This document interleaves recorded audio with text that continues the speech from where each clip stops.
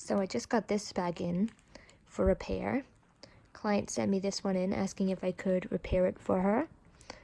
I just wanted to show you guys the difference between a non-UB strass bag, I didn't make this one, versus a UB strass bag. My bag is also missing some rhinestones, but not to the same extent as this one here. And if you look closely, you can also see the difference in craftsmanship. They're both the same size bag, but we used two very different sizes of rhinestones and glue. My bag, I rhinestoned maybe, I think 6 or so years ago. This one, I don't know the age. But quality-wise, I think we can agree that the Urban Bling one was better.